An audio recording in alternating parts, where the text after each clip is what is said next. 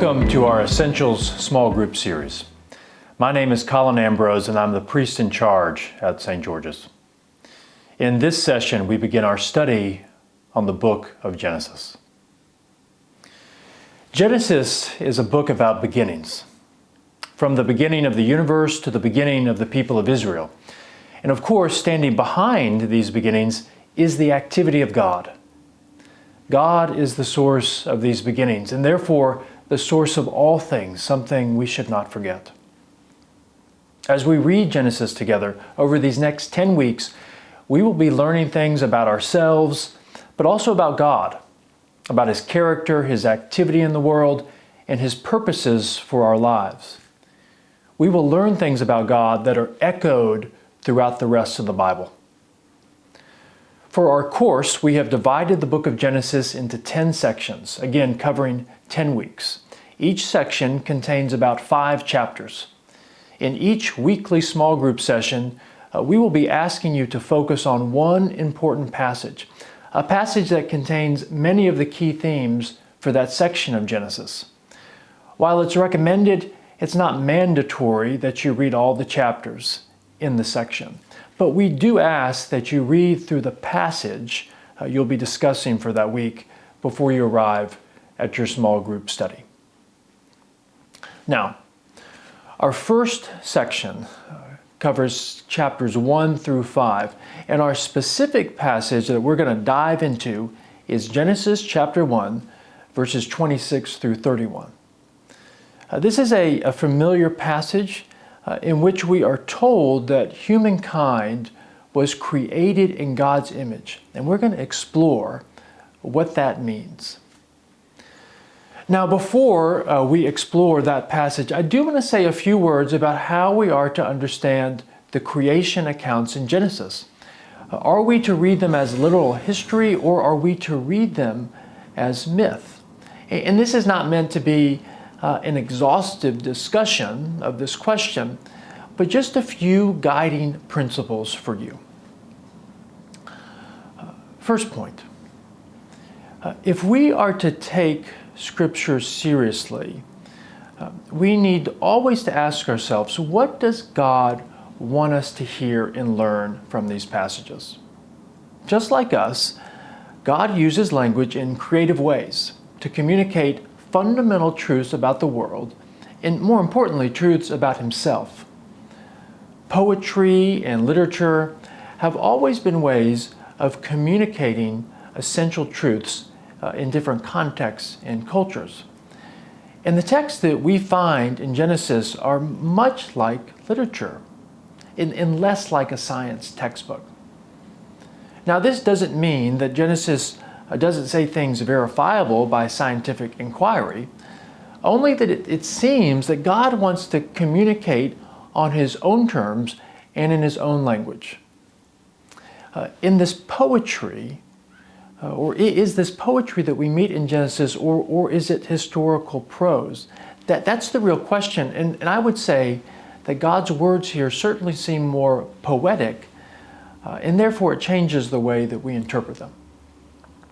All right, second point about how we read the creation story. Second point deals with this question of evolution. It is important to remember that evolution does not contradict Christian belief. Evolution conflicts with Christian belief only when it becomes an evolutionary worldview. Evolution as an observable scientific phenomenon is very different than evolution serving as your worldview. To see evolution as a worldview is to believe that everything about human nature, our ability to love, to act, to think, to use language, to have moral convictions, all this originates from random genetic mutations that further natural selection.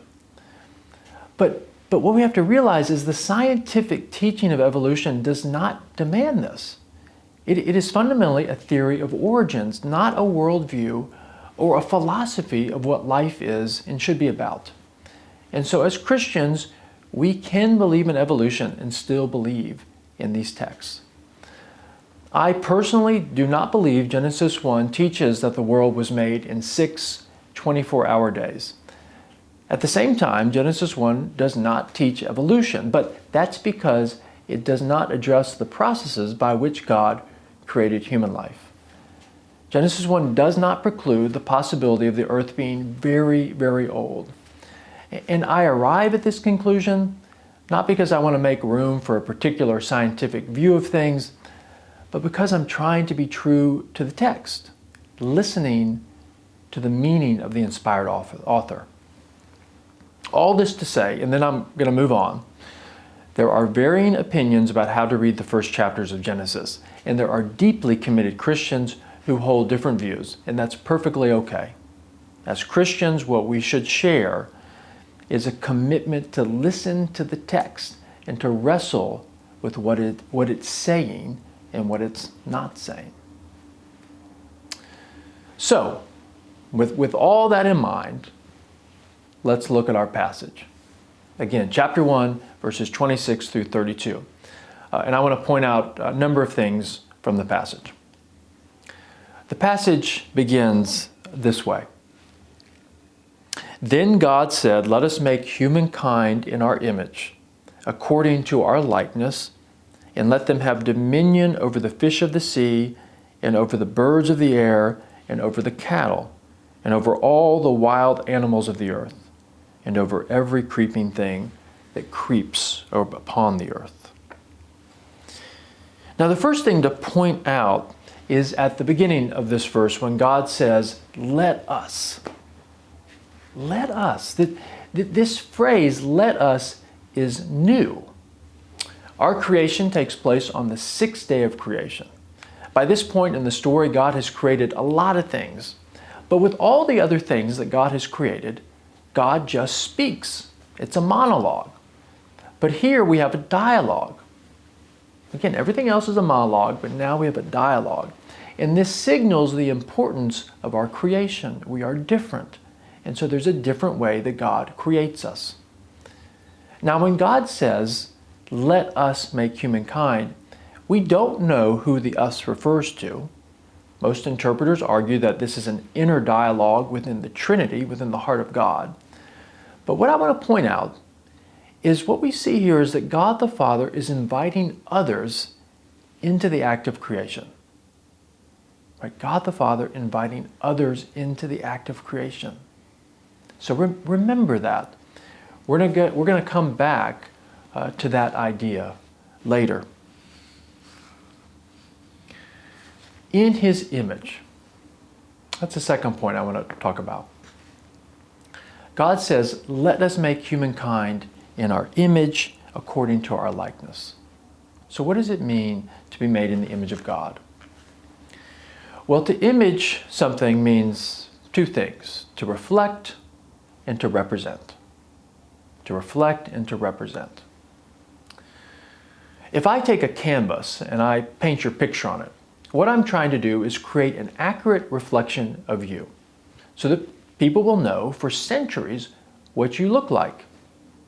If they want to know what you look like, they can go to the painting and it will represent you to them. And what God is saying here is something like that. He's saying, I've created you to represent me, to reflect my goodness, my love, my character. I have made you like a canvas or like a mirror so that you can reflect me to the world. We were created to represent and reflect God to the world.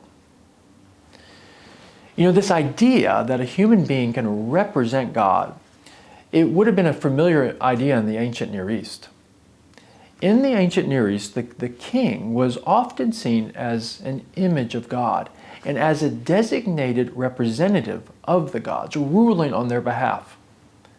But the striking thing that Genesis 1 does is it democratizes this royal image, so that now all of humanity has this created potential to represent and reflect God. It's not that one person is appointed to do this. No, instead we're all created to do it. It's ingrained in our humanity. Third point about this passage.